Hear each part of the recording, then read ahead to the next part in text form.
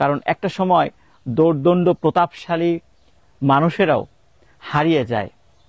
তারা যে একটা সময় ছিলেন সেই স্মৃতিগুলো সাক্ষী দেয় পৃথিবীতে কেউই স্থায়ী নয়। হয়তোবা একটা সময় এই এলাকার সবচেয়ে পাকাপোক্ত জাঁকজমকপূর্ণ বাড়ি ছিল এটা, কিন্তু এখন এই জাঁকজমকপূর্ণ বাড়িতে কিন্তু কেউ এক রাতও থাকতে চাইবে না। অথচ পাশে দেখেন অনেক টিনের ঘর, ভাঙাচোরা ঘর রয়েছে, সেখানে মানুষ থাকে। সেটাই এখন বসবাসযোগ্য, আর এটাই বসবাসের অযোগ্য হয়ে গেছে। তার মানে সময়ের সাথে একটা সময় সকলকেই শেষ হয়ে যেতে হয়।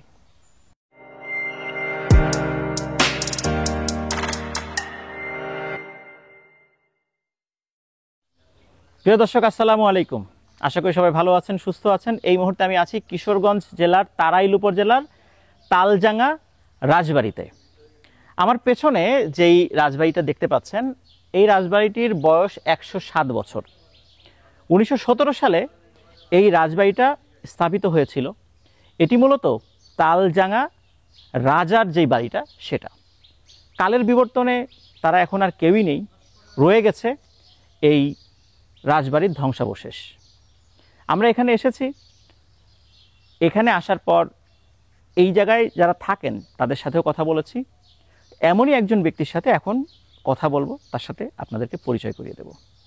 প্রিয় দর্শক, এই যে তালডাঙ্গা যেই রাজার বাড়ি, তো আপনি হচ্ছে দুখু কাকা।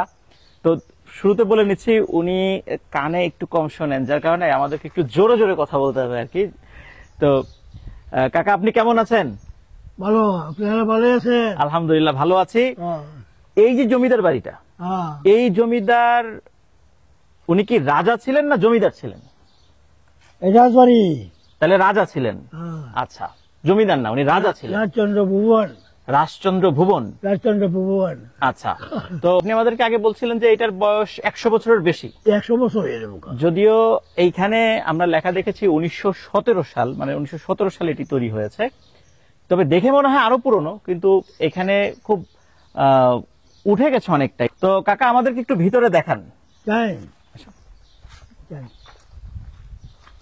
সামনে থেকে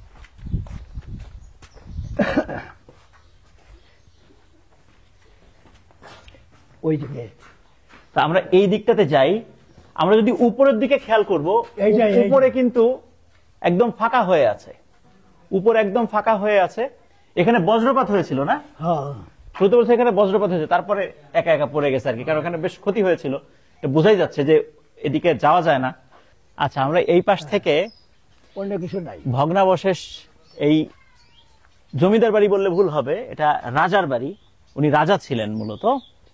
তো একদম জরাজীর্ণ অবস্থা, এটা দেখেই বোঝা যাচ্ছে যে পাকড় গাছ, তারপরে বিভিন্ন ধরনের গাছ, অনেক গাছ, একদম পুরো এই রাজবাড়িটাকে মনে হচ্ছে একদম খেয়ে ফেলেছে, গ্রাস করে ফেলেছে। যেমন মানুষ খেকো বা প্রাণী খেকো বিভিন্ন গাছগুলো সেই প্রাণীকে জড়িয়ে ধরে আস্তে আস্তে গ্রাস করে ফেলে, ঠিক তেমনি এই গাছের শিকড়গুলো মনে হচ্ছে এই বিল্ডিংটাকে একদম গ্রাস করে ফেলেছে। তো এই জায়গাটা দেখা যাচ্ছে যে একদম শেকড়গুলো একদম কিভাবে উঠে গেছে। প্রিয় দর্শক, আপনারা দেখতে পাচ্ছেন একদম গা ছমছমে অবস্থা, বিশেষ করে রাতের বেলা। আর আশেপাশে তো অনেক বসতি রয়েছে, এটা আমরা দেখ। আর আমি একটা জিনিস দেখাতে চাই যে এই যে উপরে এখানে দাঁড়িয়ে থাকাটা একটু ঝুঁকিপূর্ণ। কেন আমি বলি, আপনারা দেখতে পাচ্ছেন যে এই যে কাঠগুলো, মোটা মোটা যে কাঠগুলো, এই কাঠগুলো মূলত বিমের কাজ করে। আর তার উপরে আমরা দেখতে পাচ্ছি, তার উপরে এই যে কাঠগুলো আড়াআড়ি ভাবে দেয়া, এই কাঠগুলোর ঠিক উপরে খাজে খাজে পোড়ামাটির ইট দেয়া, তার উপরে ঢালাই দেয়া। এভাবে ওই সময়ের ছাদগুলো তৈরি হতো। আর দেয়ালগুলো আমরা দেখতে পাচ্ছি কতটা পুরু। যতই সূর্যের তাপ থাকুক না কেন, এই তাপ এই বিল্ডিংটাকে উত্তপ্ত করতে পারতো না, যার কারণে এর ভেতরে এক ধরনের ন্যাচারাল এসির মতো কাজ করে। আর বিভিন্ন পাশে জানালাগুলো যে করা হয়, দেখতে পাচ্ছেন ঠিক ওই পাশে একটা জানালা, আবার সিঁড়ির ওখানে আর একটা জানালা। তার মানে ওই দিককার যে বাতাসগুলো ওই দিক দিয়ে বের হয়ে যাবে, আবার এই দিককার বাতাস ওই দিক দিয়ে বের হয়ে যাবে, মানে একদম মুখোমুখি এক ধরনের একটা ভেন্টিলেশন সিস্টেম, যার কারণে চতুর্দিক থেকে বাতাস প্রবাহিত হতে পারে, যার কারণে এই ঘরে গুমোট এক ধরনের যে ভাব, এই ভাবটা কাজ করে না। এটা ওই সময়ের যে ঘরবাড়িগুলো, সেই ঘরবাড়িতে আমরা দেখি এখনো যারা এই ধরনের সিস্টেম মেনে ঘরবাড়িগুলো তৈরি করেন, সেই ঘরে কিন্তু গরম অনেক কম লাগে। আমরা দেখতে পাচ্ছি ওই সময় ভেতরের দেয়ালগুলো দেখেন কতটা পুরু ছিল, অথচ আজকের এই দিনে আমরা বিল্ডিংগুলো তৈরি করি মাত্র 5 ইঞ্চির গাঁথনি, মানে একটা ইট বাইরেই দেই, বাইরের দেয়াল হিসাবে, যার ফলে সূর্যের যে আলো, সেই আলোতে সেই দেয়াল গরম হয়ে ভেতরে সেই তাপ বিকিরিত হতে থাকে, যার ফলে ঘর খুব উত্তপ্ত হয়। অনেকদিন হয়ে গেছে, জরাজীর্ণ অবস্থা। এটাই আসলে হওয়ার কথা, কারণ সবকিছু একটা শেষ আছে।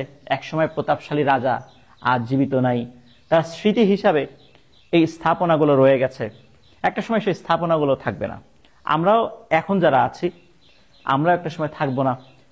আমরা যদি কোনো কীর্তি বা কোনো কাজ করে যাই, সেটাই আমাদের উপস্থিতি জানান দেবে যে আমরা একটা সময় পৃথিবীতে ছিলাম।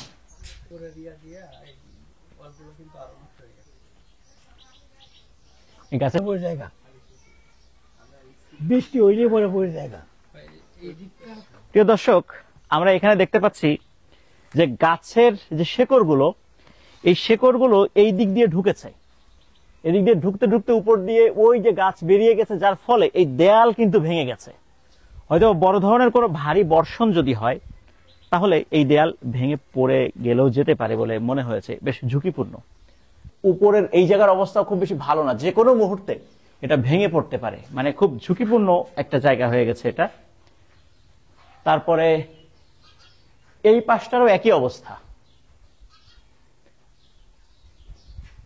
এই জায়গাটা যদি আমরা দেখি, ইটগুলো জাস্ট মনে হচ্ছে শূন্যে ভেসে আছে, মানে উপরের দিকের কোনো একটা আকর্ষণে সেগুলো টিকে আছে, যে কোনো মুহূর্তে এগুলো খুলে পড়তে পারে। তার মানে হচ্ছে এদিক দিয়ে হাঁটাচলা করাটাও অত্যন্ত ঝুঁকিপূর্ণ বলে আমার কাছে মনে হচ্ছে।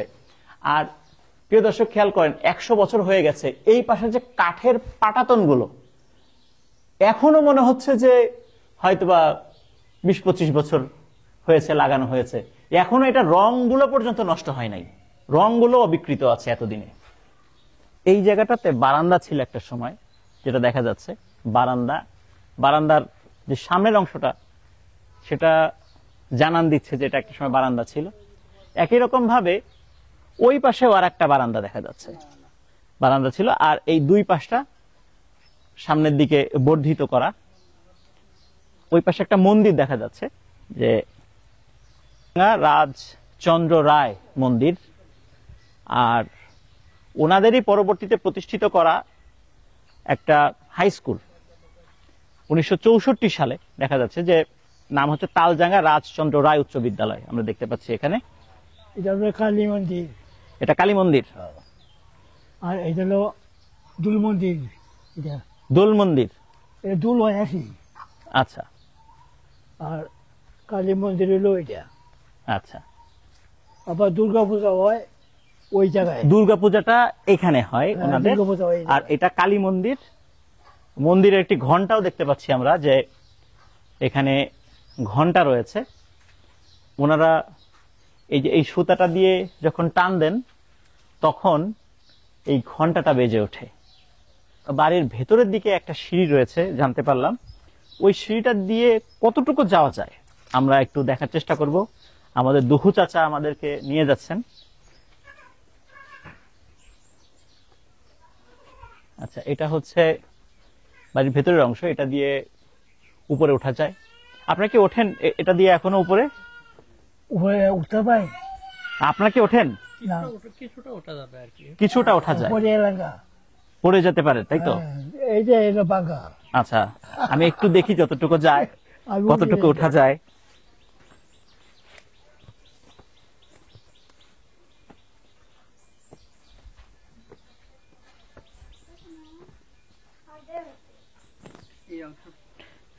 এই জায়গাটাতে এসে ভাঙা, এখান থেকে আর উপরে ওঠার সুযোগ নাই। হ্যাঁ, ওঠা যে যায় না তা না, কেউ যদি রিস্ক নিয়ে এই দিক দিয়ে বেয়ে বেয়ে ওঠার চেষ্টা করে তাহলে হয়তো বা এটা ওঠা সম্ভব। তা আমি রিস্কটা নিতে পারছি না। এই যে এখনো এখানকার কিছু পরিবার আছেন যারা এখানে বসবাস করছেন।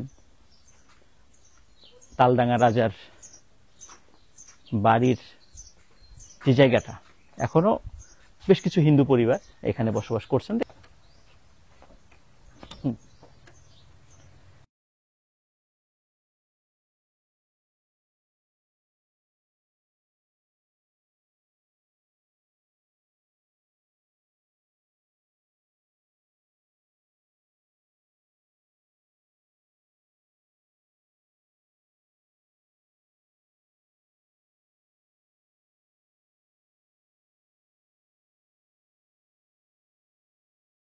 প্রিয় দর্শক, আমরা এসেছি তালজাঙ্গা রাজবাড়িতে।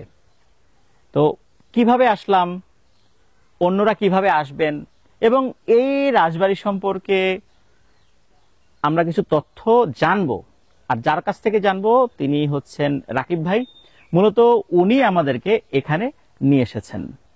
তো এই যে যেই রাজবাড়িটা, এই রাজবাড়িতে যদি কেউ আসতে চায় কিভাবে আসবে? কেউ যদি ঢাকা থেকে এই রাজবাড়ি দেখতে চান, এটা কিশোরগঞ্জ জেলায় পড়েছে, তারাইল উপজেলায়। তো ঢাকা থেকে কিশোরগঞ্জগামী যে কোনো বাসে উঠে উনি আসতে পারেন। সেক্ষেত্রে সায়েদাবাদ থেকে কিছু বাস চলেন কিশোরগঞ্জ আসে, আর মহাখালী বাস স্ট্যান্ড থেকে ওই রুটে আসাটাই আমার মনে হয় যে সময় সবচেয়ে কম লাগে। সেক্ষেত্রে কিশোরগঞ্জ আসার পর নীলগঞ্জ রোড বা নীলগঞ্জ রোডে যে কোনো অটোতে বা যে কোনো রিক্সায় চাইলে কেউ গাড়ি রিজার্ভ করে চলে আসতে পারেন। নীলগঞ্জ থেকে আনুমানিক 3 বা 4 কিলোমিটার দূর হবে এখানে তালজাঙ্গা বাজার। তো তালজাঙ্গা বাজার থেকে এরপর জাস্ট ওয়াকিং ডিস্টেন্স 1 মিনিটের দূরত্ব এই স্কুল। এই রাজবাড়ির যিনি রাজা ছিলেন, রাজার ছেলে, ওনার প্রতিষ্ঠা করা একটা স্কুল এখানে। স্কুলের পাশাপাশি রাজবাড়ির অলমোস্ট ধ্বংসাবশেষ এখানে। তো এটা এভাবে আসা যাবে আর কি। ওই রাজার কোনো পরিবার কি এখানে এখন আর আছেন? না, ওনারা আসলে সেই দেশভাগের সময়ই ওনারা ভারতে চলে যান, কলকাতায় থাকেন। খুব একটা ওনাদের আসা হয় না। তো মাঝে মাঝে হয়তোবা ওনারা আসেন, হয়তোবা বলতে অনেক গ্যাপে গ্যাপে আসেন। আসতেন একটা সময়, এখন টোটালি আসা বন্ধ করে দিয়েছেন। স্কুলটা চালু আছে, একটা সময় এটা আসলে এই রাজবাড়িটা স্কুলের অংশ ছিল। তো এখন ঝুঁকিপূর্ণ বিবেচনায় স্কুল আলাদা বিল্ডিং হয়েছে, আর রাজবাড়িতে এখন আর ওইরকম কোনো কার্যক্রম পরিচালিত হয় না। আমরা দেখতে পেলাম যে ভেতরে সিঁড়ি ভেঙে গেছে এবং ভেতরের অনেক জায়গায় মানে ভেঙে পড়েছে। উপরে ওঠাটাও খুব ঝুঁকিপূর্ণ, যার কারণে আমরা উপরে উঠে ভিডিওটা করতে পারি নাই। তো আপনাকে অসংখ্য ধন্যবাদ আমাদেরকে এইখানে নিয়ে আসার জন্য। আসলে ইতিহাসের অনেক যেই অংশগুলো ছড়িয়ে ছিটিয়ে আছে, এখন আমরা সেই জায়গাগুলো দেখা যাচ্ছে যে বইয়ে পড়ি, কিন্তু নিজেরা এসে ইতিহাসের ওই অংশগুলোর সাক্ষী হতে পারি না। এজন্য আমি পরামর্শ দিব আপনারা মাঝে মাঝে এই সমস্ত জায়গাগুলোতে আসবেন। কারণ একটা সময় দৌর্দণ্ড প্রতাপশালী মানুষেরাও হারিয়ে যায়। তারা যে একটা সময় ছিলেন, সেই স্মৃতিগুলো সাক্ষী দেয় পৃথিবীতে কেউই স্থায়ী নয়। হয়তোবা একটা সময় এই এলাকার সবচেয়ে পাকাপোক্ত জাঁকজমকপূর্ণ বাড়ি ছিল এটা, কিন্তু এখন এই জাঁকজমকপূর্ণ বাড়িতে কিন্তু কেউ এক রাতও থাকতে চাইবে না। অথচ পাশে দেখেন অনেক টিনের ঘর, ভাঙাচোরা ঘর রয়েছে, সেখানে মানুষ থাকে। সেটাই এখন বসবাসযোগ্য, আর এটাই বসবাসের অযোগ্য হয়ে গেছে। তার মানে সময়ের সাথে একটা সময় সকলকেই শেষ হয়ে যেতে হয়। প্রিয় দর্শক, বিদায় নিচ্ছি কিশোরগঞ্জের তারাইল উপজেলার তালজাঙ্গা রাজবাড়ি থেকে। সবাই ভালো থাকবেন, সুস্থ থাকবেন। অন্য কোনো একটা ভিডিওতে আবার ইনশাল্লাহ দেখা হবে। আসসালামু আলাইকুম।